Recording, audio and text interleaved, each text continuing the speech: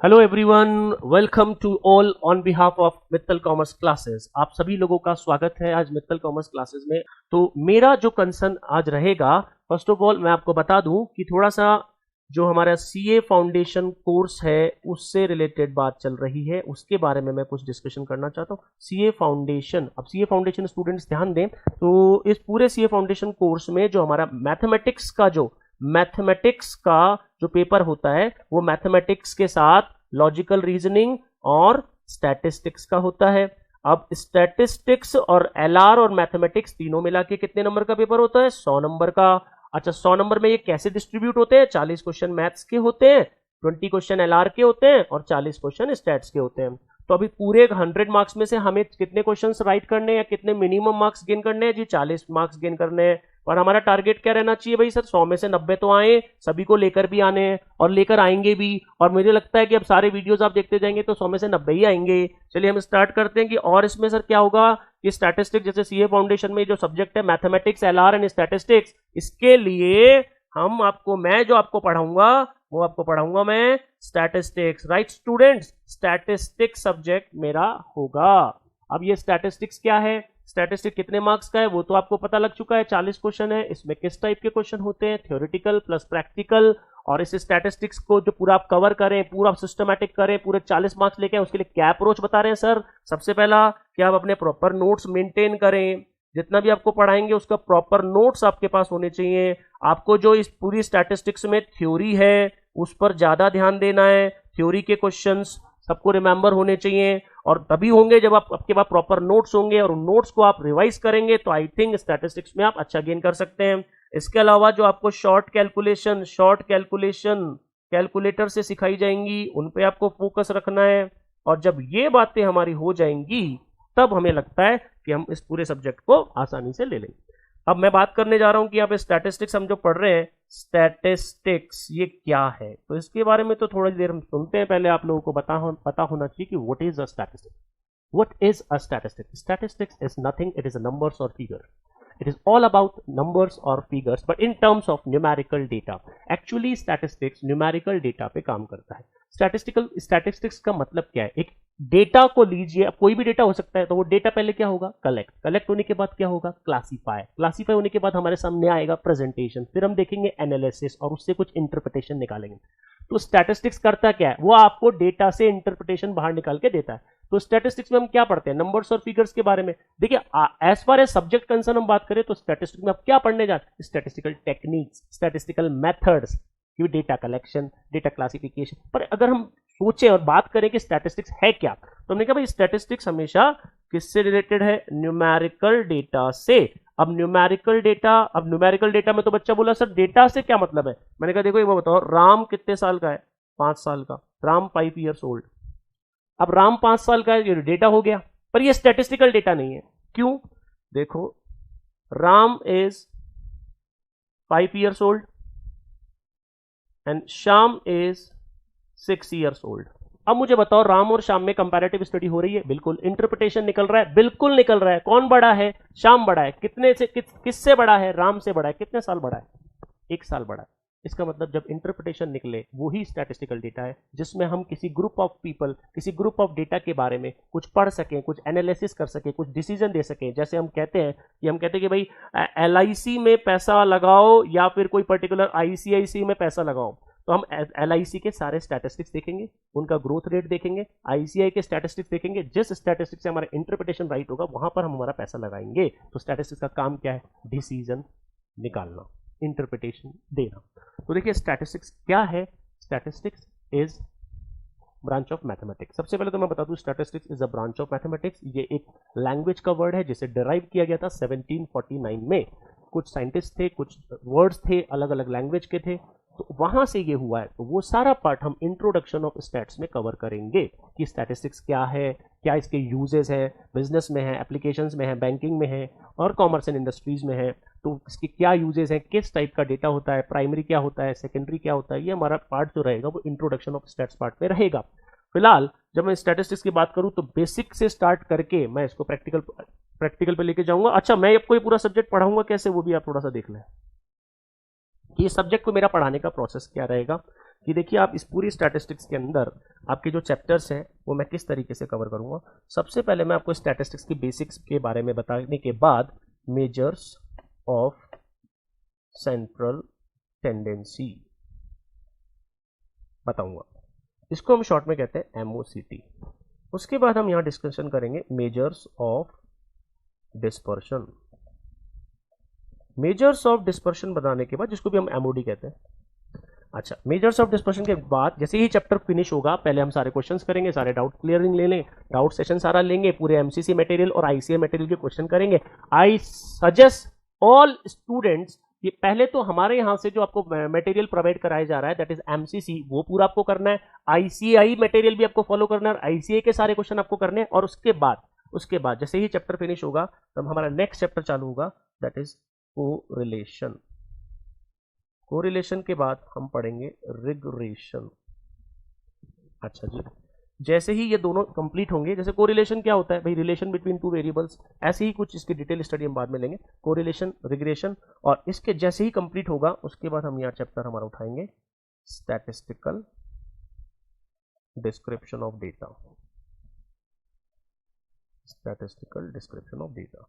इस चैप्टर के फिनिश होने के बाद हमारा अगला चैप्टर होगा इंडेक्स नंबर। इंडेक्स नंबर के क्लोज होने के बाद हमारा अगला चैप्टर उठेगा प्रोबेबिलिटी। प्रोबेबिलिटी के बाद हमारा होगा थ्योरेटिकल डिस्ट्रीब्यूशन। और फाइनली हमारा सिलेबस हो जाएगा टाइम सीरीज के साथ फिनिश। ये आपका पूरा सिलेबस पैटर्न रहेगा। ये आपका सिलेबस है जो मैं मेरे इन वीडियोस में कवर कराऊंगा, और ये पूरा सिलेबस आपको 40 मार्क्स का है। और ये 40 मार्क्स आपको, अच्छा जो स्टूडेंट को थोड़ा सा ध्यान दें, पूरे 100 में से आपको कितने मार्क्स लाने होते हैं मिनिमम पास होने के लिए? 40। अच्छा, 40 मार्क्स का स्टैट, ऐसा नहीं है कि आप 40 मैथ्स में और 20 LR में और 40 स्टैट्स में, तो भाई किसी से भी आप लाएं, इन पूरे 100 क्वेश्चन में से आप 40 ला सकते हैं। तो कई बच्चों के तो पूरे स्टैट्स में ही 40 आ जाए, मे भी आ जाए, और आने भी चाहिए, और आई होप आएंगे भी। अच्छा, तो मुझे बताइए क्या होगा भाई, measures of central tendency, measures of dispersion. पहले तो बच्चे को सारे चैप्टर्स के नाम याद होने चाहिए। This is my first video to tell the students कि भाई अपने चैप्टर्स देखिए, स्टैटिस्टिक्स के बारे में पढ़िए, और अब इन चैप्टर्स के बारे में जब हम एक एक करके बातें पढ़ेंगे तो इनमें क्या होगा भाई। मेजर्स ऑफ सेंट्रल टेंडेंसी पढ़ा है सर, मैंने कहा क्या होते हैं, बोले एवरेज होते हैं, तो अब एवरेज होंगे, उनकी प्रॉपर्टीज होंगी, वो सब डिस्कशन होगा। मेजर्स ऑफ डिस्पर्शन, ये सेकंड ऑर्डर एवरेज है, इनकी भी कुछ प्रॉपर्टीज होंगी, प्रॉपर्टीज बेस्ड क्वेश्चन ICA पूछता है। कोरिलेशन, बोले रिलेशन बिटवीन टू वेरिएबल्स, जैसे प्राइस और डिमांड, प्राइस बढ़ती तो डिमांड कम हो जाती है। रिग्रेशन, ये इसी का एक्सटेंड पार्ट है। Statistical description of data, primary data, secondary data. Index number, अच्छा sir, price index, quantity index, value index. Probability, theoretical distribution, इसमें 3 डिस्ट्रीब्यूशन है, बाइनोमियल, पॉइजन, नॉर्मल। ये सब बातें हम पूरे वीडियोस में कवर करने वाले हैं, और ये आपका सिलेबस पैटर्न रहेगा। तो स्टूडेंट्स, हम हमारा आज का टॉपिक स्टार्ट करते हैं, मेजर्स ऑफ सेंट्रल टेंडेंसी। लीजिए आपके लिए chapter number 1, measures of central tendency. बड़े ही ध्यान से, मैंने पहले भी कहा आपको प्रॉपर नोट्स मेंटेन करना, जो मैं लिखवाऊं उससे आप लिखते जाइए या बाद में देख लीजिए आप। तो स्टार्ट होता है हमारा आज का चैप्टर, नाम है उसका मेजर्स ऑफ सेंट्रल टेंडेंसी। हाँ जी student, measures of central tendency को वैसे हम शॉर्ट में यहाँ पे क्या लिख रहे हैं, MOCT। देखिए मेजर्स ऑफ सेंट्रल टेंडेंसी क्या है, पहले तो बात करेंगे सेंट्रल टेंडेंसी क्या है, फिर उनके मेजर्स। अब ये measures of central tendency average होते हैं। तो पहले मैं बता रहा हूं आपको मेजर्स ऑफ सेंट्रल टेंडेंसी की नीड क्या है और ये किस टाइप के एवरेजेस इसमें हम पढ़ते हैं। तो देखिए, हमने स्टार्ट किया कि भाई measures of central tendency are also known as averages. इनको हम एवरेजेस कहते हैं। अच्छा सर, एवरेज का तो हमें मीनिंग पता है कि भाई नंबर ऑफ ऑब्जर्वेशन होते हैं उनको ऐड कर दो, और आपके जितने भी नंबर्स हैं उनको ऐड करके नंबर ऑफ ऑब्जर्वेशन से डिवाइड कर दो। मैं बात करने जा रहा हूं कि जितनी भी सेंट्रल टेंडेंसी के मेजर्स हैं उनको हम एवरेज कह रहे हैं, ऐसी सिंगल एंटिटी कह रहे हैं। वो सिंगल एंटिटी हमारे किसी भी डेटा सेट को रिप्रेजेंट करती है। मतलब एवरेज का मतलब यहां पर ये भी है कि एक सिंगल वैल्यू अपने डेटा को रिप्रेजेंट करे। तो देखिए इन्हीं मेजर्स को, these measures are first order averages, ये आपको आंसर देना है। अब मेजर्स ऑफ सेंट्रल टेंडेंसी, जो हम इस टेंडेंसी की बात करें, इसकी नीड क्या है, ये क्या चीज है, मैं आपको बताने जा रहा हूं, फिर हम उसकी डेफिनेशन लिखेंगे। देखिए मैंने आपको ये कहा कि इस टेंडेंसी में, in this tendency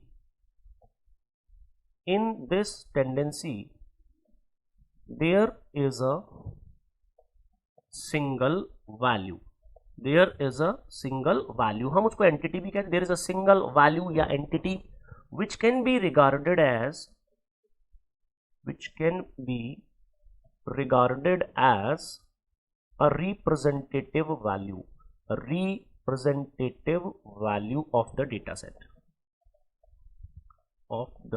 data set, मतलब एक ऐसी टेंडेंसी जिसमें एक सिंगल वैल्यू अपने डेटा सेट को रिप्रेजेंट करती है, उस टेंडेंसी को हम सेंट्रल टेंडेंसी कहते हैं। और एक तरीके से और समझ सकते हैं, मतलब मान लीजिए एक ऐसी वैल्यू जो एक ग्रुप ऑफ डेटा, या हम कहें किसी भी डेटा सेट के बारे में इंफॉर्मेशन दे। एक ऐसी टेंडेंसी जिसमें एक सिंगल वैल्यू जो एवरेज है वो किसी पर्टिकुलर ग्रुप ऑफ डेटा के बारे में इंफॉर्मेशन दे, या हम उसके एनालिसिस या इंटरप्रिटेशन पे जाए कि ये इंटरप्रिटेशन हमारा निकला है, तो उस पर्टिकुलर वैल्यू को हम एवरेज से कंसीडर करते हैं और उन्हें मेजर्स ऑफ सेंट्रल टेंडेंसी में पढ़ा जाता है। तो मैं क्या कहना चाहता हूं, मैं ये कहना चाहता हूं, सपोज करो कि हमारे पास एक क्लास ए है और हमारे पास एक क्लास बी है। इसमें कुछ नंबर ऑफ स्टूडेंट्स हैं और उनका कोई एवरेज है।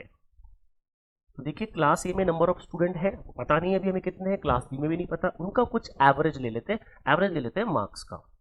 तो एवरेज उनके मार्क्स आए भाई 90 और क्लास बी में आ गए सब 98। तो बताइए किस क्लास के स्टूडेंट का एवरेज ज्यादा है, विच एवरेज इज मोर? तो बोल आपका जवाब है क्लास बी। तो क्लास बी के नंबर ऑफ स्टूडेंट के बारे में तो इंफॉर्मेशन नहीं है, पर एक सिंगल वैल्यू एक पर्टिकुलर डेटा सेट को डिस्क्राइब कर रही है, उसके ग्रुप ऑफ पीपल के बारे में इंफॉर्मेशन दे रही है, या हमारा इंटरप्रिटेशन निकाल रही है कि क्लास बी के अंदर हो सकता है कुछ स्टूडेंट ज्यादा क्लास ए से इंटेलिजेंट रखते हो या उनके मार्क्स अच्छे आए हो क्योंकि उनका एवरेज 98 रहा है। तो जब हम किसी ग्रुप ऑफ पीपल के बारे में एक सिंगल वैल्यू से कुछ डिसीजन या कुछ इंटरप्रिटेशन निकालते हैं तो हम सेंट्रल टेंडेंसी को यूज में लेते हैं। तो भाई सेंट्रल टेंडेंसी क्या है? जो एक ऐसी टेंडेंसी जो किसी पर्टिकुलर डेटा के बारे में बताए या फिर वो किसी डेटा सेट की सेंट्रल लोकेशन को मेजर करे। मतलब सपोज करो कि आपका कोई डेटा है तो उसकी सेंट्रल लोकेशन को जो मेजर करे, सेंट्रल लोकेशन यहाँ पे हम एवरेज को कह रहे हैं, सेंट्रल लोकेशन को मेजर करे, वो टेंडेंसी हम पढ़ने जा रहे हैं। तो इसी को मैं आप डेफिनेशन में भी आपके कवर करने जा रहा हूँ कि मेजर्स ऑफ सेंट्रल टेंडेंसी क्या लिखा है। In this tendency there is a single value which can be regarded as a representative value of the data set. और हम इसमें क्या कहें भाई कि जितने भी मेजर्स ऑफ सेंट्रल टेंडेंसी है वो क्या करते हैं। तो देखिए measures of central tendency, measures of central tendency measure central, अभी बताया था आपको, सेंट्रल लोकेशन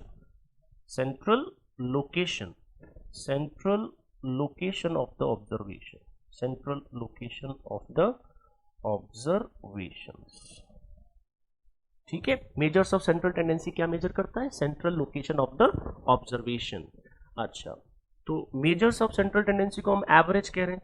तो these measures can be classified in two way. देखिए वैसे मैं कहूं आपको कि जितने एवरेजेस जो होते हैं ना वो मैथमेटिकल एवरेज होते हैं, पोजिशनल एवरेज होते हैं, और भी होते हैं, मूविंग एवरेज भी होते हैं। पर अभी हमारे आईसीए के अकॉर्डिंग आपको जो आंसर देना है वो देना है कि भाई मेजर्स ऑफ सेंट्रल टेंडेंसी के मेजर्स को कितने तरीके से क्लासीफाई किया गया। तो आप कहेंगे दो वे से। देखिए हम यहाँ से स्टार्ट कर रहे हैं, बहुत ही इंपॉर्टेंट बात कि मेजर्स ऑफ सेंट्रल टेंडेंसी जिनको हमने एक एवरेज से कंसिडर किया हुआ है वो एवरेजेस दो टाइप से क्लासिफाई किए जाते हैं। पहले का जो नाम पड़ता है वो है मैथमेटिकल एवरेज, मैथमेटिकल एवरेज, और दूसरा है हमारा पोजिशनल एवरेज। स्टूडेंट बताइए मेजर्स ऑफ सेंट्रल टेंडेंसी को कितने टाइप से क्लासिफाई किया गया है? बोले sir 2। First is mathematical, second is positional. आगे बढ़ाते हैं। मैथमेटिकल और पोजिशनल के बाद हम ये कहें कि मैथमेटिकल एवरेज में हम 3 को कंसीडर करते हैं। पहला होता है arithmetic mean, second is geometric mean, third is harmonic mean. Positional average में हम 2 बातें पढ़ते हैं, एक होता है median, another one is mod. Right students? First is AM, GM, HM, they are considered in mathematical average and median and mod are considered in positional average. Okay? तो sir ये जो अर्थमेटिक मीन है, geometric mean है, harmonic mean है, इनको mathematical में क्यों रखा? अच्छा जी, पहले इनकी फुल फॉर्म लिखते हैं। अर्थमेटिक मीन और geometric mean, third one is harmonic mean. तो अर्थमेटिक मीन, ज्योमेट्रिक मीन और हार्मोनिक मीन, इनको मैथमेटिकल एवरेज में क्यों कंसीडर किया है? क्योंकि ये बेस्ड होते हैं ऑल ऑब्जर्वेशन पे। तो अगर ये तीनों ऑल ऑब्जर्वेशन पे बेस्ड हैं, और तो इसका मतलब ये जो दोनों हैं वो ऑल ऑब्जर्वेशन पे बेस्ड नहीं है, और ये किसी भी डेटा की पोजिशनल एवरेज को बताते, पोजीशन को बताते हैं। तो हमने यहां पे आपको बताया कि एमओसीटी को एवरेजेस कहते हैं, 2 टाइप से क्लासिफाई होता है। First is mathematical, second is positional. तो मैथमेटिकल और पोजिशनल में आपको याद क्या रखना है? बोले AM, GM, HM are mathematical average and median and mode are positional average. तो एमओसीटी में हमारा पहला टॉपिक स्टार्ट होता है जिसका नाम है AM। अब AM से स्टूडेंट क्या समझते हैं? बोले सर AM को अर्थमेटिक मीन, बेसिक मीन भी कहते हैं, और कैसे उसकी कैलकुलेशन होती है। इसको शुरू करने से पहले मैं आपका ध्यान यहां पे दिलवाना चाहता हूं कि हम हमारी स्टैटिस्टिक्स में, देखिए मैं आपको सारे क्लासिफिकेशन बताऊंगा, आगे भी बताऊंगा, मेरे नेक्स्ट लेक्चर्स में भी आएगा, बट बेसिक थोड़ा सा मैं आपको ये बता दूं कि स्टैटिस्टिक्स में हम जितने भी ये पढ़ रहे थे, देखिए हमने इनका नाम क्या दिया है? ये जितने भी है ना AM, GM, HM, median, mod, इन्हें स्टैटिस्टिकल टूल कहते हैं। ये जितने स्टैटिस्टिकल टूल है ये हम कैलकुलेट करते हैं। तो हमने ये कहा कि भाई आप किस पर्टिकुलर बात, किस टाइप की क्लासिफिकेशंस की बात, देखिए पूरे स्टैटिस्टिक्स में आप अपनी कैलकुलेशन किन पे करेंगे? एक तो होता है इंडिविजुअल सीरीज क्लासिफिकेशन, एक होता है डिस्क्रीट सीरीज क्लासिफिकेशन, और एक होता है कंटिन्यूअस सीरीज क्लासिफिकेशन।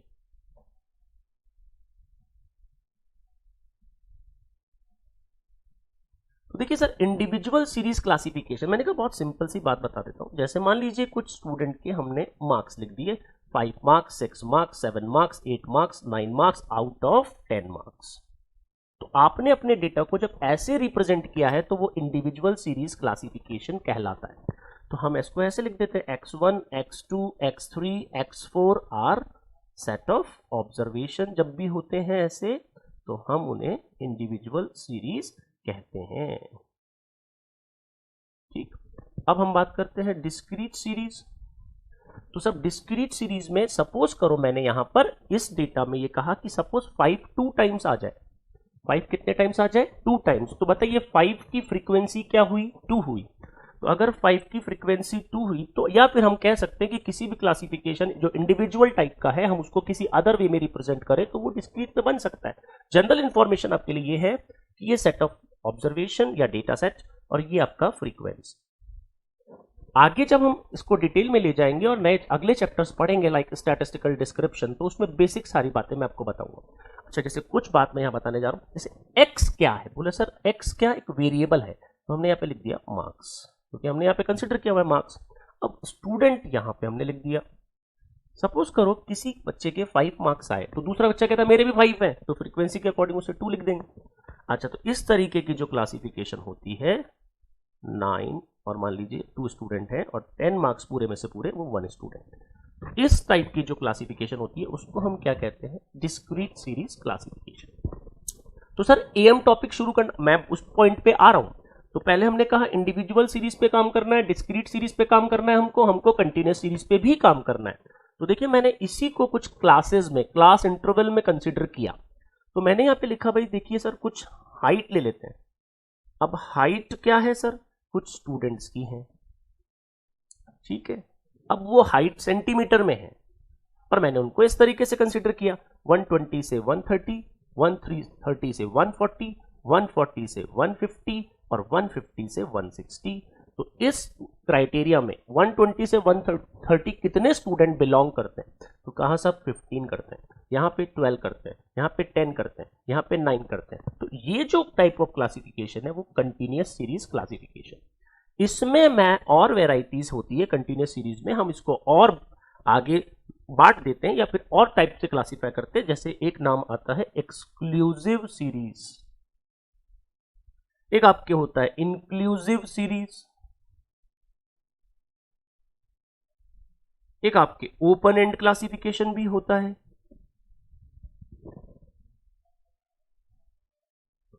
एक आपके ओपन एंड के बाद जैसे एक्सक्लूसिव हो गया, इंक्लूसिव हो गया। वैसे तो देखिए टाइम सीरीज भी हैं, अलग अलग टाइप के क्लासिफिकेशन, हम बहुत सारे क्लासिफिकेशन को पढ़ सकते हैं कंटिन्यूस सीरीज के अकॉर्डिंग।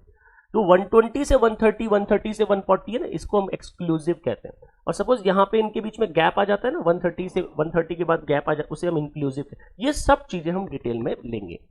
अब डिटेल में लेंगे तो सर अभी मैंने कहा भाई ऐसा है, जितने भी स्टैटिस्टिकल टूल आपको पढ़ाते हैं ना, am, GM, HM, range, MD, SD, QD, ये जितने स्टैटिस्टिकल टूल हम पढ़ रहे हैं ना, am, GM, HM, median, mod, अब देखिए ये जो 5 हैं ये कहलाते हैं एमओसीटी के मेजर्स, और इनको हम कहते हैं एमओडी के measures.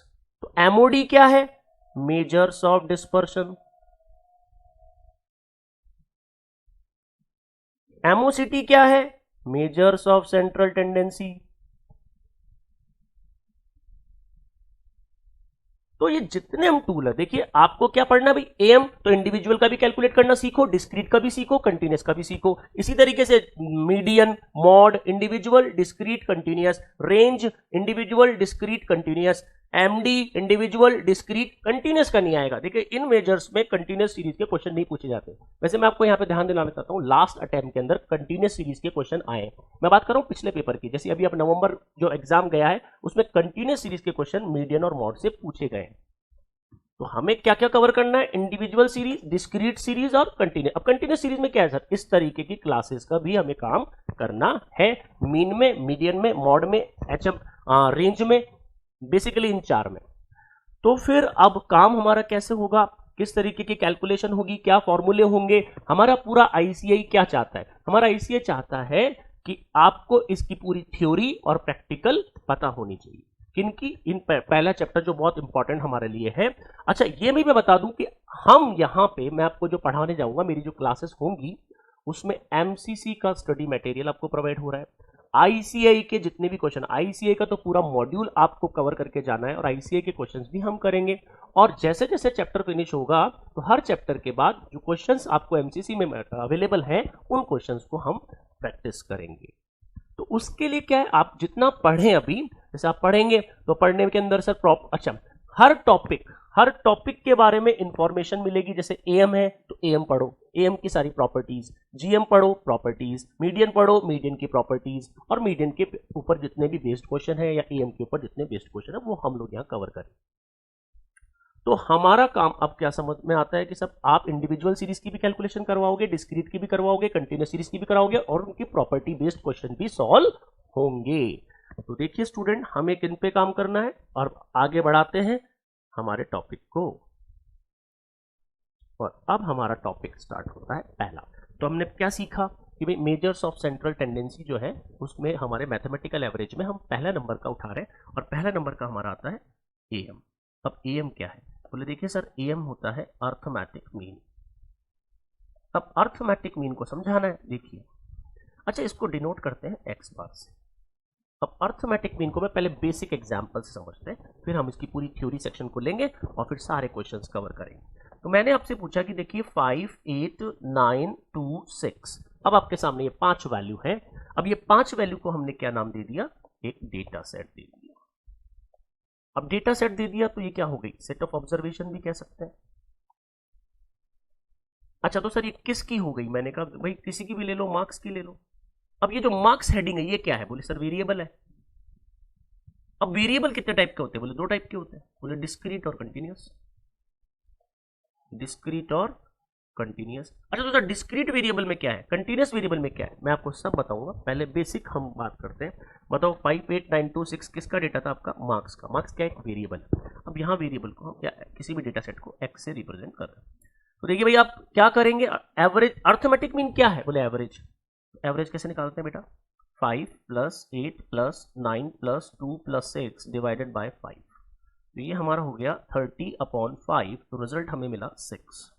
I think very simple, ये तो सबको आता है सर कि 5, 8, 9, 2, 6 का जो अर्थमेटिक मीन होगा वो नंबर ऑफ ऑब्जर्वेशन, जितने भी आपके सम ऑफ ऑब्जर्वेशन होगा और divided by number of observation होगा।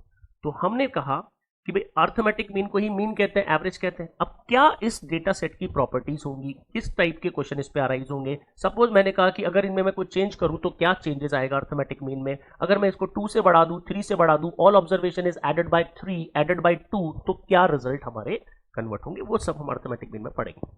तो फिलहाल मैंने कहा कि भाई मैं अर्थमेटिक मीन में इसको थ्योरी के साथ कवर करता हूं। तो देखिए आप अर्थमेटिक मीन में किन किन बातों का ध्यान रखेंगे।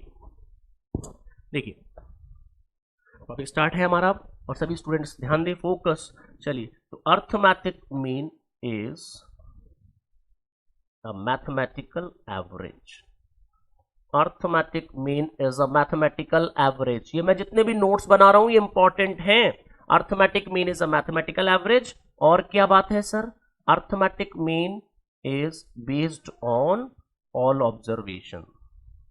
Arithmetic mean is based on all observations. और क्या बात चलेंगी सर, देखिए 5 अपने मेजर थे, am, GM, HM, median, mod.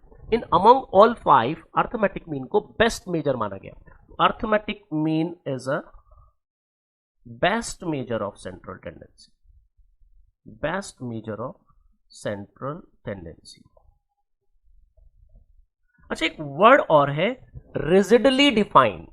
मैं क्या कह रहा हूं, मैं पूछ रहा हूं आपसे कि मैंने अभी कराया था 5, 8, 9, 2, 6, अगर इसका जो मीन है वो 6 आया तो क्या 2 लोगों की राय के हिसाब से क्या ये मीन चेंज हो जाएगा क्या। मतलब परसेप्शन, अगर लोगों की परसेप्शन के हिसाब से कोई मीन की 2 वैल्यू थोड़ी पॉसिबल है। अगर इसकी वैल्यू एक ही 6 है जो इसका मीन है, एक्चुअल मीन है, तो क्या कोई 7 आंसर ला सकता है कि इसका, जी नहीं, जी नहीं ला सकता। तो हमें बोलना चाहिए कि भाई अर्थमेटिक मीन एक रिजिड है, मतलब arithmetic mean is rigidly defined. Rigidly defined everywhere, भाई वो रिजिडली डिफाइंड है। अच्छा जी, तो अर्थमेटिक मीन रिजिडली डिफाइंड है, ये भी आपका क्वेश्चन अराइज होता है। और आप समझिए हम इसके आगे क्या करने जा रहे हैं। अब मुझे बताओ बेसिक, अगर हम बात करें कि भाई अर्थमेटिक मीन मैथमेटिकल हो गया, बेस्ड ऑन ऑल ऑब्जर्वेशन हो गया, best measure of central tendency, rigidly defined everywhere है, तो अब अर्थमेटिक मीन को हम डिनोट किससे करते हैं, एक्स बार। अब एक्स बार कैलकुलेट कैसे करेंगे, बोले sir sum of observation, sum of observation divided by number of observation, sum of observation divided by number of observation. तो हमने यहाँ पे इसको नोट्स में बनाया कि एक्स बार का पहला फॉर्मूला होता है हमारा summation X upon N. Summation X upon N, जो हमने कहा था अभी, सम ऑफ ऑब्जर्वेशन कर दीजिए, नंबर ऑफ ऑब्जर्वेशन से डिवाइड कर दीजिए। तो देखिए अर्थमेटिक मीन को किस तरीके से अच्छा सारी बातें अभी हम किस पे करने जा रहे हैं, इंडिविजुअल सीरीज पर। इंडिविजुअल सीरीज पे हम ये बात करने जा रहे हैं। अच्छा यहां पर हमें एक एग्जांपल और, सपोज मैंने क्वेश्चन देते थे, देखिए 5, 8, 9, 2, 6 फाइंड अर्थमेटिक मीन। तो क्या होगा भाई, sum of observation divide number of observation. तो 5 + 8 + 9 + 2 + 6 डिवाइडेड बाय 5। तो हमारा एक्स बार हो गया 30/5 which will become 6. So our correct answer is 6. ठीक है। अच्छा तो अब मैंने कहा भाई इस तरीके के फॉर्मेट और लेते हैं। सपोज मैंने कहा 1 2 3 4 5 6 7 8 9 10 फाइंड AM। अब देखिए आप इनको ऐड करेंगे। यहां पर मैंने एक और बात बताने जा रहा हूं कि इस पे आप ट्रिक लगा दीजिए। बोले सर क्या ट्रिक है? नंबर ऑफ ऑब्जर्वेशन ही तो है, सारे ऑब्जर्वेशन को ऐड कर दो, इंडिविजुअल सीरीज है, बता दिया इंडिविजुअल सीरीज पे चल रहा है। अच्छा, इंडिविजुअल सीरीज पे मैं क्या कह रहा हूं कि भाई अब जो एवरेज है वो आप डायरेक्ट कर सकते हैं। वो क्या है सर? बोले first value plus last value upon 2। क्या करना है आपको? First value plus last value. क्यों करते हैं ऐसा कि सर देखो हर जगह डिफरेंस सेम है, तो जब जब आपका डिफरेंस सेम होगा तो आप अपना एक्स बार या अर्थमेटिक मीन डायरेक्टली निकालेंगे, first value plus last value upon 2। तो ये आपका आंसर आ गया 1 plus 10 upon 2 that is 11 upon 2 that is 5.5। अच्छा सर ये कहाँ पे और कहाँ पे लग सकता है? मैंने कहा देखिए फिर आगे, और ये कहाँ पे लग सकता है? जैसे मान लीजिए कोई भी गैप है 3 5 7 9 11। अब बताओ 2 2 का गैप है, थोड़ा आगे बढ़ा देते हैं 13 15 17 19 21 23 25 27। अब या तो इसको कैलकुलेटर से ऐड करो, पर आपको ये ट्रिक पता है। क्या ट्रिक पता है? कि जब भी डिफरेंस सेम होता है तो हम सीधे करेंगे एवरेज के लिए first value plus last value upon 2। First value plus last value 3 plus 27 upon 2 30 upon 2 which will become 15 is the answer. तो हमने क्या सीखा भाई इंडिविजुअल सीरीज में कि X bar equal to sum of observation divided by number of observation. साथ के साथ हमारा दूसरा फॉर्मूला क्या आ गया? X bar equal to first value plus last value upon 2। पर ये कब लगाना है? If difference is same. ठीक है, तो बताइए अर्थमेटिक मीन में इंडिविजुअल सीरीज पे बेसिक करने के बाद इसको हम आगे बढ़ाते हैं। ठीक है, तो अब हम अर्थमेटिक मीन को आगे बढ़ाते हैं। देखिए तो क्या हुआ कि हमने हमारे फॉर्मूला लिस्ट बना रहे थे, तो हमारे पास एक्स बार की जो वैल्यू आई समीशन एक्स अपॉन एन। दूसरा हमारा जो एक्स बार हुआ वो गया first value plus last value upon 2। यहां पर हमारे पास एक और फॉर्मूला आता है जिसको हम कहते हैं अज्यूम्ड मीन मेथड। तो देखो a plus summation dx upon n। देखिए a को क्या बोलते हैं? Assumed mean method, assumed mean. अच्छा dx क्या होता है? डेविएशन। अच्छा डेविएशन क्या होता है? अच्छा सर x में से अगर a को ही माइनस कर दे, a कौन है? एक अज्यूम्ड मीन है। अच्छा dx को हम x माइनस एक्स बार से भी निकालते हैं, दोनों में डिफरेंस क्या है? इसको मैं पूरे एग्जांपल से आपको यहाँ कवर करने जा रहा हूँ। तो dx क्या है? x माइनस ए। अभी क्या कहेंगे इसको? चलो मान लीजिए इस पर समीशन भी लगा देते हैं। तो देखिए ऐसे हो गया, ये ऐसे हो गया। इसको हम कहेंगे sum of deviation by assumed mean, और यहां हम कहेंगे sum of deviation by actual mean. तो दोनों में डिफरेंस है। तो अभी हम थर्ड फॉर्मूले का जो इंट्रोडक्शन डाल रहे हैं उसमें हम आपको दोनों में बताएंगे। देखो सपोज हमने कहा कि भाई एक एक्स है। अब एक्स में मैंने कोई भी ऑब्जर्वेशन ले लिया, सपोज 5 8 10 10 12 9। ठीक है, अब हम क्या बताने जा रहे हैं कि इसका जो AM है वो तो बड़ा सिंपल है। बोले सर इस फॉर्मूले से कैलकुलेट कर लो। तो मैंने कहा भाई इस फॉर्मूले से भी कैलकुलेट हो सकता है, आंसर पे कोई इंपैक्ट नहीं पड़ता। बोले ये क्या प्रोसेस है बताएं सर। मैंने कहा देखो अगर मैं इसकी कैलकुलेशन वैसे आपको करके दिखाऊं तो टोटल इनका सम कर लेते हैं हम। तो 8 प्लस 5 13, 13 प्लस 10 23, 23 प्लस 10 33, 33 प्लस 12 करना है। तो ये हो गया अपना 30 43, 43 और ये 45 और 45 और 9, तो ये हो गया 54। तो 54 डिवाइडेड बाय 1 2 3 4 5 6। तो देखिए आपका एक्स बार आ गया 9। ये आपका एक्चुअल मीन है। अब यही आंसर मैं किसी सेकंड प्रोसेस से लाता हूं, सेकंड प्रोसेस से। देखिए सेकंड प्रोसेस क्या है? बोले सर एक काम करते हैं, इनमें से कोई भी नंबर को एक अज्यूम्ड मीन मान लेते हैं, कोई भी नंबर। वो 5 भी हो सकता है, 8 भी हो सकता है, 10 भी हो सकता है, 10 भी, ये वाला 12, 9, कोई भी नंबर को आप अज्यूम्ड मीन मान लीजिए। तो मान लिया सर। अब जो हम सेट ऑफ डेटा से किसी नंबर को सब्ट्रैक्ट करें वही डेविएशन है, वही क्या है, डेविएशन। तो हमने कहा भाई कि आपने अपने नंबर्स को किसी पर्टिकुलर नंबर से सब्ट्रैक्ट कर रहे हैं, तो अपने 8 को क्या माना है, अज्यूम्ड मीन। देखो ये वाला जो ए है वो ये अज्यूम्ड मीन हमने मान लिया है, तो हमने लिख दिया है ए को हम अज्यूम्ड मीन कहते हैं। अब सर डीएक्स आपने कहा कि भाई डेविएशन है, तो डीएक्स समीशन डीएक्स कर रहे हैं ना, तो एक्स में से ए को माइनस कर, तो 5 में से 8 गया -3, 8 में से 8 ही सब्ट्रैक्ट होगा 0, 10 में से 8 सब्ट्रैक्ट 2, नाउ 10 में से 8 सब्ट्रैक्ट 2, 12 में से 8 सब्ट्रैक्ट 4, 9 में से 8 गया 1। तो ये जो हमने कहा कि भाई ये डेविएशन हमारा अज्यूम्ड मीन से आया।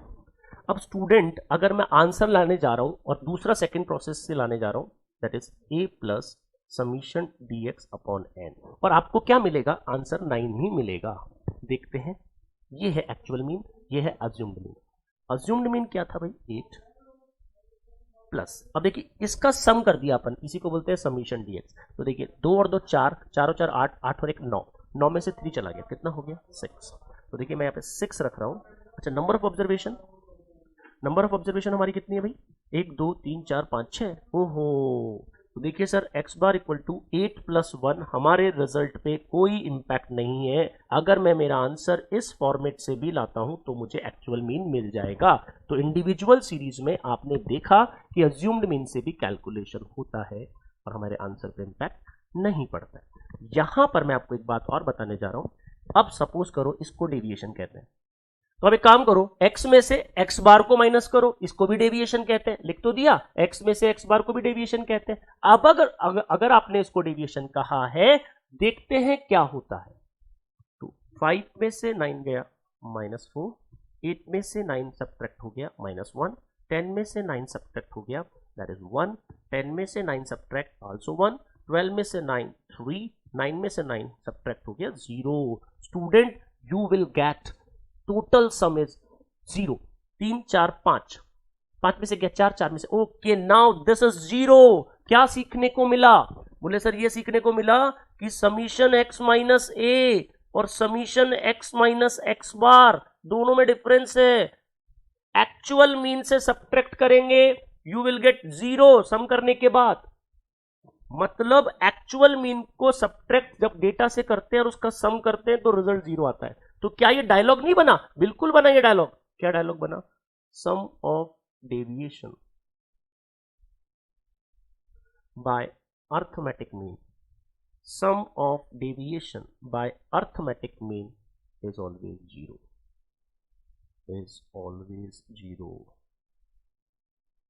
बिल्कुल याद हो जाना चाहिए, sum of deviation by M is always 0। ये आईसीआई का फेवरेट क्वेश्चन है, ये बहुत बार आता है। Sum of deviation by which, देखिए दो तरीके से बनेगा, सम ऑफ डेविएशन बाय ये बताइए या फिर सम ऑफ डेविएशन बाय एम क्या होता है ये बताइए, दो तरीके से ये क्वेश्चन बनता है। तो देखिए जब थर्ड हमारा इंट्रोड्यूस हुआ, ये फॉर्मूला आपके सामने था, हम इसको और आगे बढ़ाते हैं। प्रोसेस आपको समझ में आया, ठीक है, कि भाई इनकी आपने डिटेल जो बात करी है सर उसको एक बार और लिखवा देते हैं आपको, ठीक है। तो देखिए हमारा आगे क्या बढ़ता है। हाँ जी, तो फिर अभी तक हमने देखा कि इंडिविजुअल सीरीज में हम बेसिक से भी कर सकते हैं और अज्यूम से भी कर सकते हैं। तो आगे हमने एक बात जो अभी बताई थी, बताइएगा सब, समीशन x माइनस एक्स बार कितना होता है 0। तो हम इसको लिख देते हैं, sum of deviation by M is always 0, और हमने इसको किस फॉर्मूले से कंसीडर किया था, a प्लस समीशन dx, और पर यहाँ ये जो dx है वो समीशन x माइनस एक्स बार नहीं है, कौन सा वाला है, अज्यूम वाला, जो 0 नहीं होता, ठीक है, ये अज्यूम्ड वाला है। नाउ अब मैं यहाँ पर इसका भी एक क्वेश्चन बना देता हूँ। सपोज आपके कोई क्वेश्चन आ गया कि assumed mean is 4 and sum of deviation by assumed is -11। Number of observation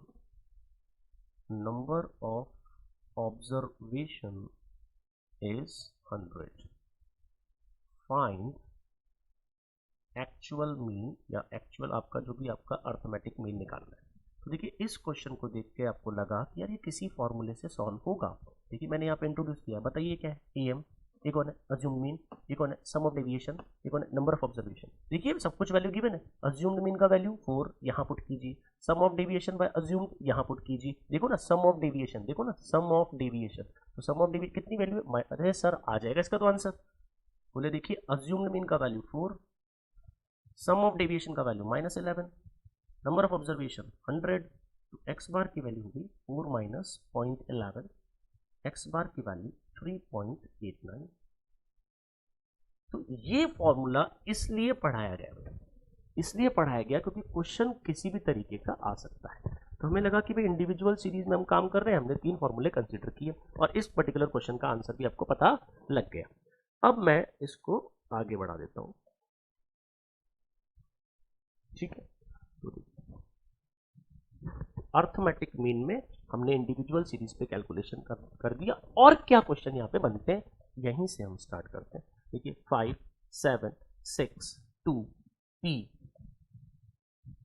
and 3, arithmetic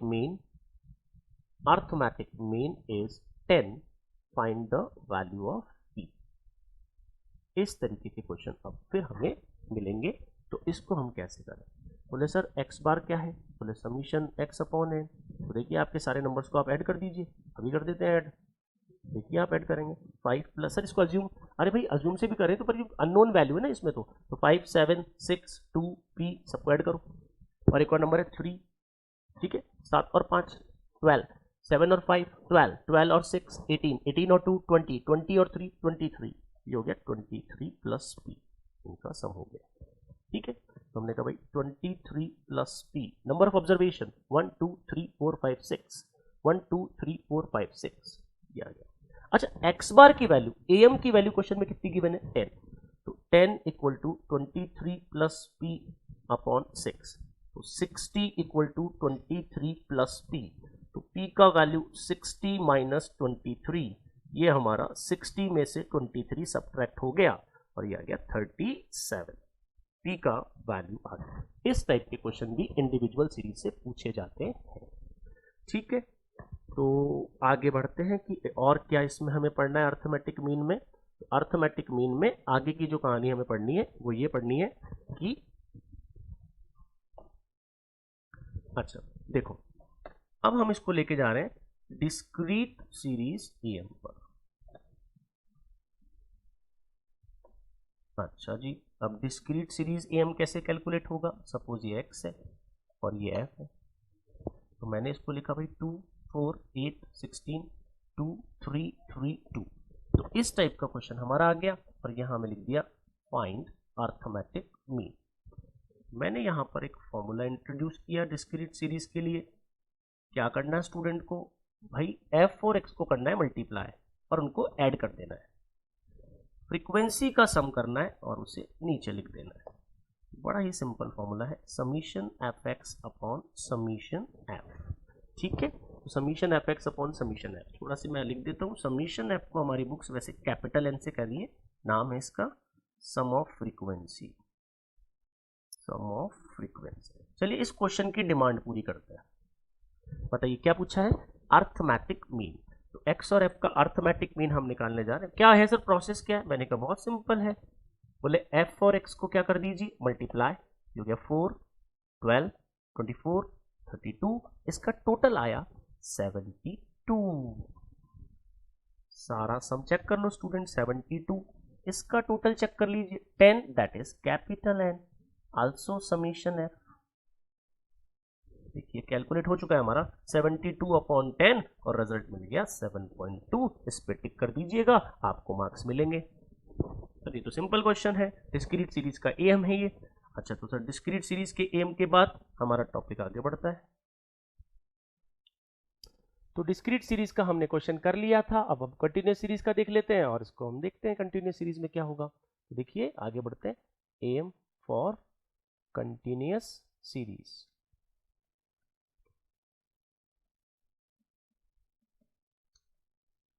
हाँ जी, तो एम फॉर कंटिन्यूस सीरीज में हम क्या करें, बोले कंटिन्यूस सीरीज में भी डिस्क्रीट सीरीज की तरह कैलकुलेशन होगा, कुछ थ्योरी का क्वेश्चन बनेगा। तो सबसे पहले मैं आपको बता दूं, कंटिन्यूस सीरीज को ही हम कहते हैं grouped frequency distribution. Grouped frequency distribution, grouped frequency distribution. अच्छा, एक क्वेश्चन हम लेते हैं, उसके बारे में इसकी कुछ डिटेल स्टडी लिख देंगे। देखिए क्वेश्चन आपका इसमें कैसे अराइज होता है। सपोज हमारे पास एक क्लास है और एक क्लास फ्रीक्वेंसी है। We talking about some class and class frequency.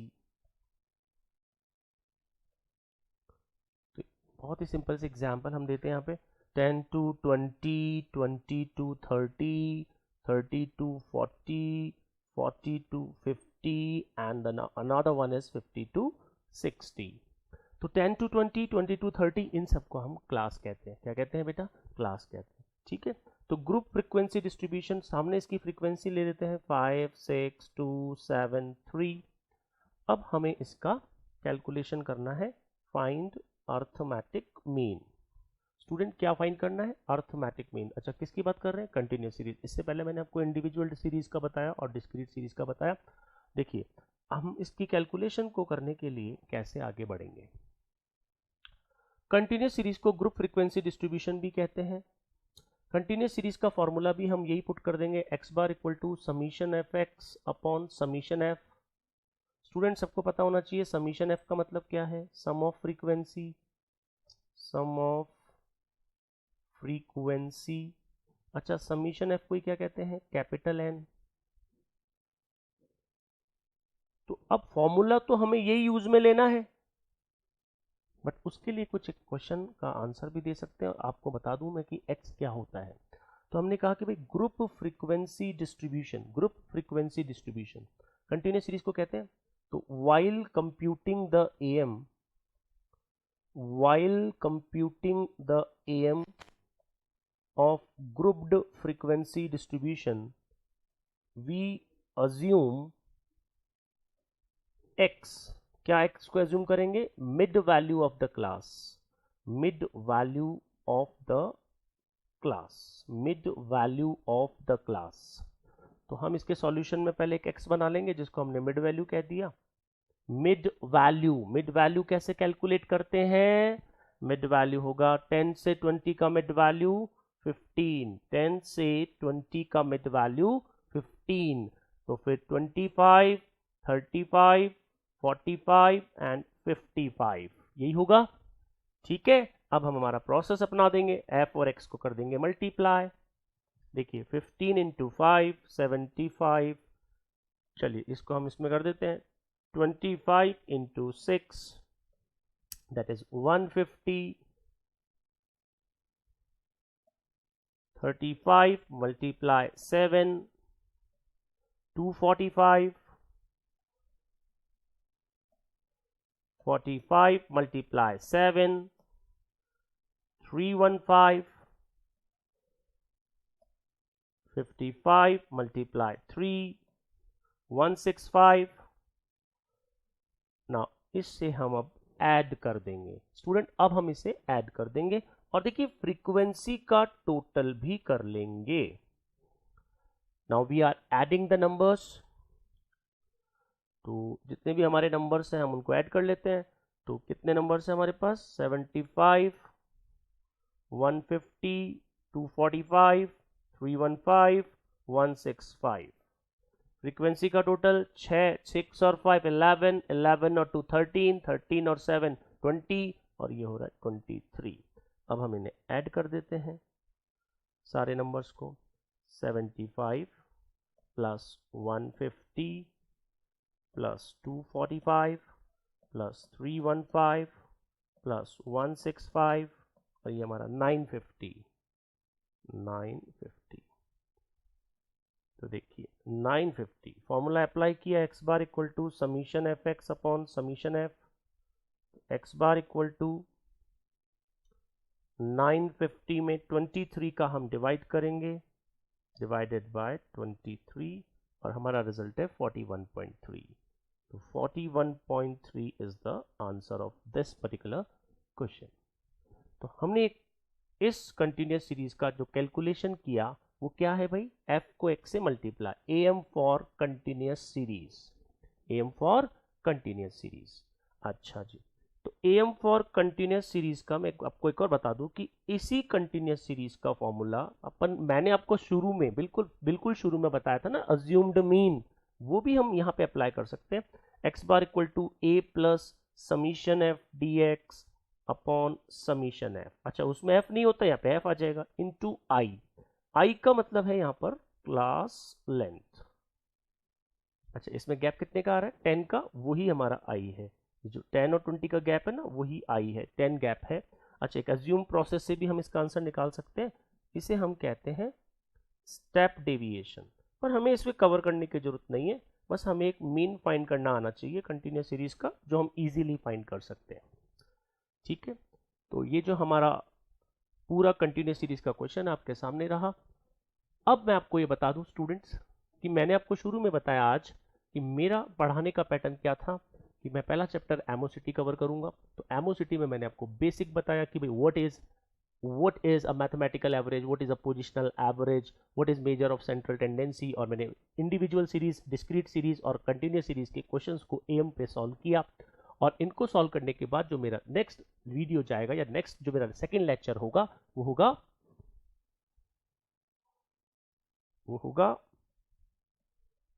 Properties of arithmetic mean. Properties of arithmetic mean मेरा नेक्स्ट लेक्चर होगा। तब तक के लिए मिलते हैं, गुड बाय स्टूडेंट। और ये मेरा नेक्स्ट वीडियो में आप देख पाएंगे प्रॉपर्टीज ऑफ अर्थमेटिक मीन। और अच्छा, सभी स्टूडेंट को, क्योंकि मेरा पहला लेक्चर, तो मैं आपको बता दूं, मेरा कोशिश ये रहेगा कि जब मेरे 3 से 4 लेक्चर हो जाए तो मैं आपको पुराना भी रिवाइज करूं। तो उसमें आप पुराने, मेरा जो 3 एचआर के बाद जो लेक्चर आता है उसमें मैं रिवीजन लेक्चर भी डालूंगा, ताकि आपको पिछला जो पढ़ा हुआ है वो आपको वापस कॉल बैक हो जाए।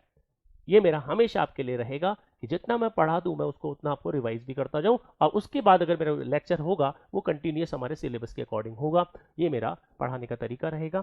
और हमने इसमें कवर किया आज के पहले लेक्चर के अंदर arithmetic mean, individual series, discrete series, continuous series और बेसिक उसकी थ्योरी सेक्शन। तब तक के लिए यहाँ आज तक के लिए इतना काफी है। कल हम मिलते हैं नेक्स्ट वीडियो में। तब तक के लिए good bye, thanks a lot, thank you so much.